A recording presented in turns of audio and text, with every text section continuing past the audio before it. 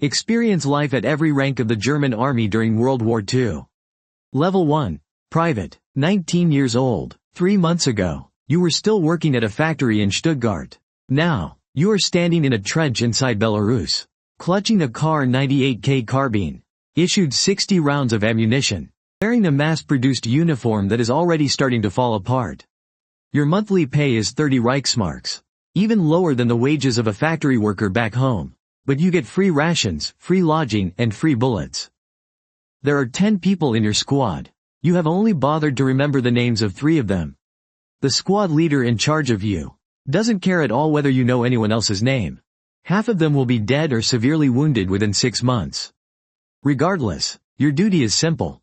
Follow orders, carry your rifle, and don't let the bitter cold take your life. The thermometer reads -36 degrees Celsius. Your boots are too tight. You can't fit any extra socks inside. After getting wet during the day, they freeze solid as a rock by night. You stuff newspapers into your coat to act as an extra layer of insulation. You saw someone in the squad lose 3 toes to frostbite. When the medic cut them off without any anesthesia, he let out a heart-wrenching scream of agony. The medic didn't even wash his hands beforehand. No one had any soap. You made it through that winter. That makes you one of the lucky ones. Level 2. Senior Marksman. You are 20 years old now. You have been fighting for a year. Promoted to a veteran private. Your monthly pay has gone up by 3 Reichsmarks. You now earn 33 marks a month. The price is having people pointing guns at you. You are no longer some raw recruit just off the boat. You know how this whole system works. You know which officers are going to lead you to your doom, and which ones might actually keep you alive. You know how to trade cigarettes for bread with the supply clerks. You know you have to tuck your rifle inside your coat when you sleep, to keep the bolt from freezing up. The new recruits look at you like you've got some kind of secret. And you do. 80% of the German army's combat casualties happened on this front. Deep down, you know that everyone you make friends with is eventually going to disappear. The captain writes letters to the families of the fallen, and he's run out of things to say. You keep your head down. You follow orders. You don't ask questions. And you don't think about what's happening to those Soviet families. You force yourself not to think.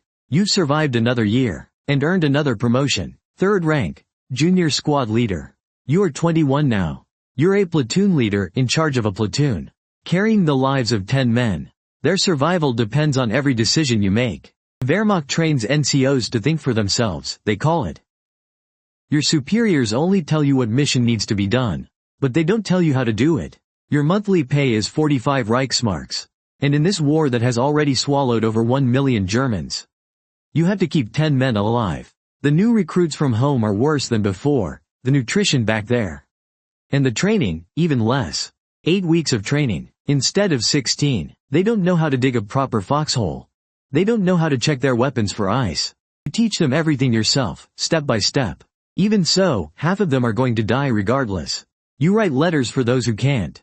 You hand out rations when supplies run low. You decide who goes out on dangerous patrols, and who stays behind a collective farm in Ukraine. You took part in the execution of your first deserter.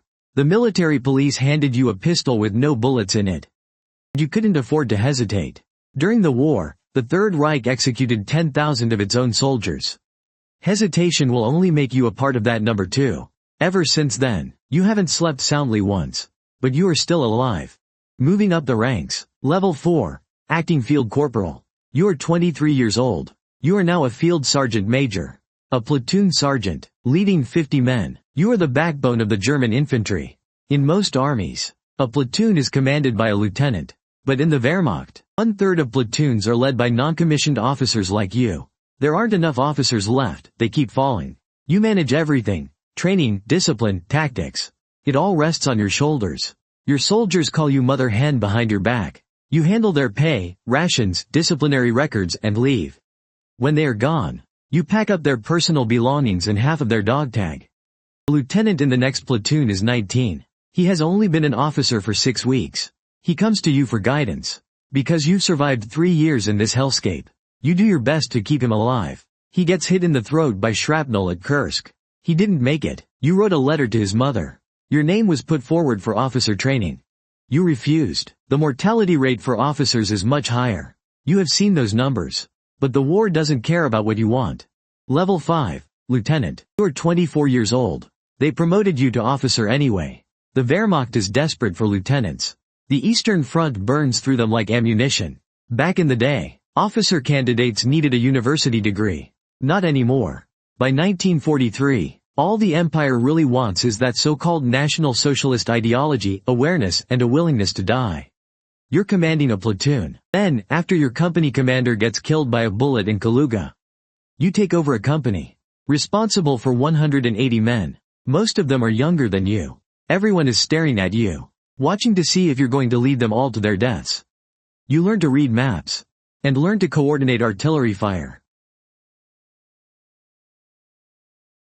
You also learn a secret that Wehrmacht officers never talk about. By 1944, every officer position has been replaced an average of 9.2 times. You're just a temporary occupant of a uniform, waiting for the next guy to take your place. That oath keeps you fighting. Even when the map only shows retreat routes, you get promoted again, though you never asked for it. 6th rank, Captain. You're 26 years old. You're commanding a company, 180 men. You are the highest-ranking officer most of the soldiers actually know personally. You share your rations with them, and sleep in the same mud. The Wehrmacht arranges it this way on purpose, it builds loyalty. Officers and soldiers eat the same food, fight together, and fall together. You've written dozens of letters to the families of the fallen. You exhaust yourself, dressing up your wording to sound like heroic sacrifice, while trying your best not to make it sound like a lie. Your company started with 200 men. By now, you've already gone through 3 complete sets of men. The same unit designation, just different faces. You've seen how it goes. The Eastern Front has already swallowed 4 million Germans. You know this number, because you've seen it with your own eyes. This isn't just statistical data. It's body after body being shipped back to the West, just in time before the Normandy landings. Level 7. Major. You are 28 years old. You are in command of a battalion. 800 men. You have outlived almost everyone who started out alongside you. June 6, 1944. The Allied forces land in Normandy. Your division loses 28 generals in the first month, killed, wounded, or captured. Rommel himself was struck in the head by shrapnel. You coordinate your company commanders. You call for artillery support. You write reports explaining why you have retreated yet again. By August, your battalion is no longer combat effective. Your casualty rate has passed 50%. They have had only 1 week of training. And there are members of the Home Guard older than your own father. You receive orders that are tactically meaningless. But you carry them out anyway. You heard about that assassination attempt in July. Stauffenberg's bomb. You didn't say a word. 7,000 people arrested. 5,000 executed. The Wehrmacht replaced the standard salute with the Nazi salute. You raise your arm, and continue to follow orders. Level 8. General. You are now a major general. On paper, you command a division. 12,000 men, in reality, only half of that. Since December of 1941, on average, a German general has died every 2 weeks. You know this, because you have been counting in your head.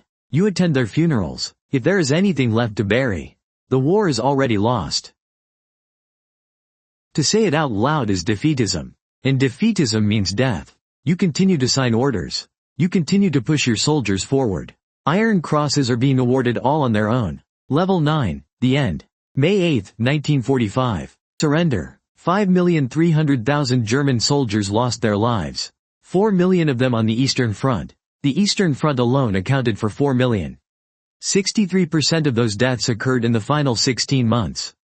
As the war neared its end, 10,000 people were dying every single day. You took off your uniform.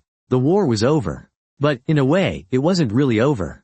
The Soviet Union took 3 million German prisoners of war. 11 years later. Some of them had been infantrymen since they were 19. All they wanted was to survive. No one got what they were hoping for. The Wehrmacht ceased to exist. Military ranks vanished, and their faith turned to ash.